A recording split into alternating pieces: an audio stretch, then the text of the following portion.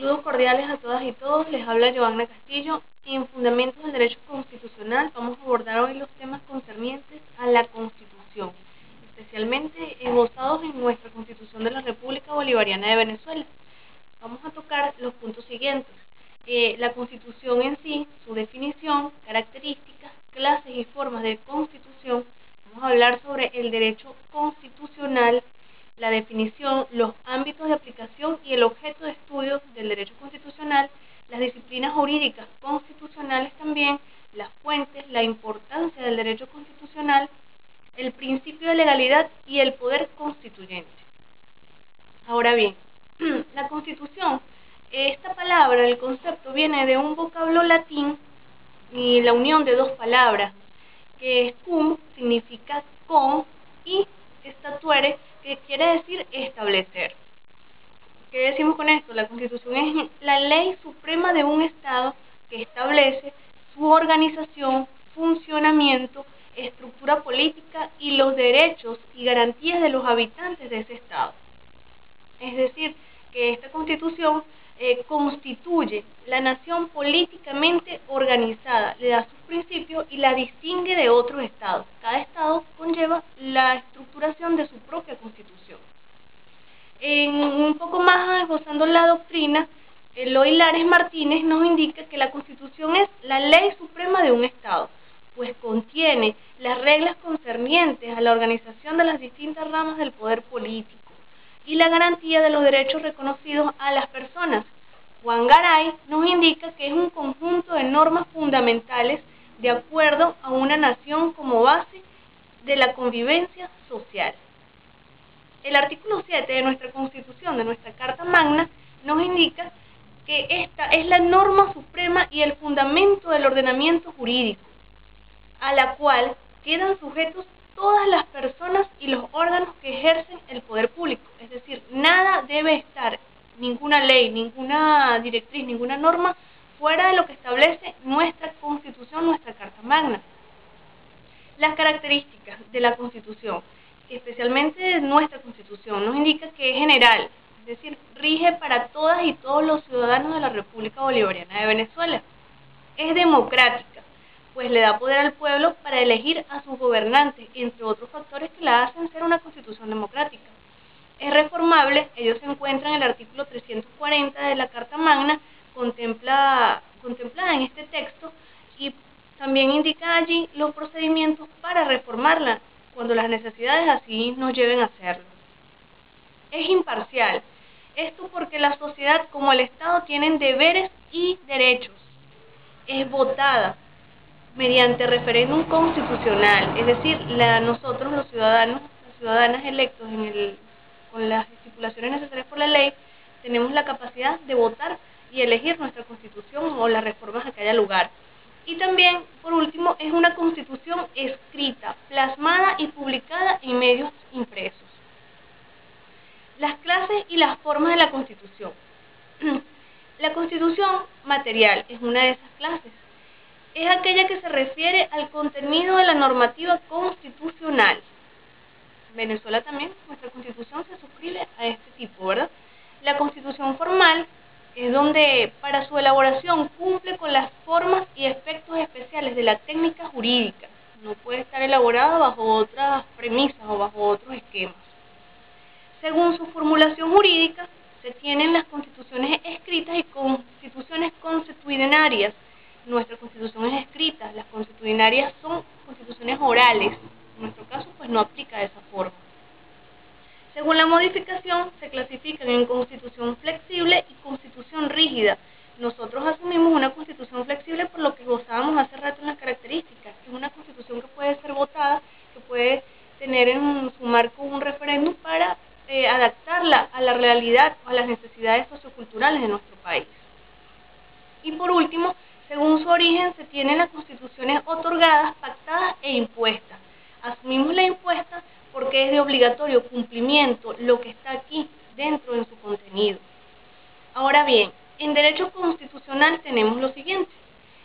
Luis Caicedo nos dice que es la rama del derecho público interno, que tiene por objeto la organización de los poderes del Estado y el sistema de derechos y garantías de los ciudadanos mediante las limitaciones del poder público. Ricardo Convellas, también, en ese mismo orden, define al derecho constitucional como una rama del derecho público que tiene por objeto el estudio de las normas fundamentales atenientes a la organización del Estado y sus relaciones con los ciudadanos. También nos indica que el derecho constitucional contempla de forma sobresaliente el estudio de los derechos fundamentales de la persona humana, sus garantías y mecanismos de promoción y fomento por parte del Estado en función del alcance de su plena realización. Nos dice algo muy importante: los derechos fundamentales del Estado están consagrados dentro del derecho constitucional. El ámbito de aplicación y el objeto de estudio del derecho constitucional nos lleva a decir que su objetivo es la organización jurídica del Estado. Por tanto, su contenido atiende a la relación entre el Estado y constituciones, y entre el Estado y los individuos que están allí vinculados. El objeto de estudio del derecho constitucional: las instituciones y categorías jurídico-políticas relativas a la organización del Estado, en el ejercicio, competencias, relaciones y controles del poder público adscrito a un territorio y población determinados. Esto conlleva a decir que es la parte orgánica del derecho constitucional, así como los derechos y obligaciones y garantías de las personas vinculadas con dicho cuerpo político. Esto se refiere a la parte dogmática. Además, este derecho constitucional no es solo independiente, tiene unas disciplinas jurídicas constitucionales que lo ayudan a fortalecerse. Allí se encuentra el derecho constitucional particular, que es una de las disciplinas que integran la jurisprudencia de un orden jurídico positivo dado. Está también el derecho constitucional comparado. Esta es una disciplina que agrupa una pluralidad de órdenes jurídicos constitucionales, pero el criterio de agrupación es variable. Las normas que se estudian inclusive acá pueden ser las no vigentes. También tenemos el derecho constitucional general. Esta disciplina delinea una serie de principios, de conceptos, de instituciones que se hallan en varios derechos positivos o en grupos de ellos para clasificarlos y sistematizarlos en una visión unitaria. ¿Cuál es la importancia y las fuentes de las que se vale el derecho constitucional? Pues bien, las fuentes son los medios, maneras o procedimientos de donde surge el derecho constitucional. Pueden ser primarias, como la Constitución, y secundarias, como la jurisprudencia. En Venezuela, las fuentes de derecho constitucional son en el siguiente orden jerárquico. Vienen determinadas de acuerdo a su importancia, podemos decirle.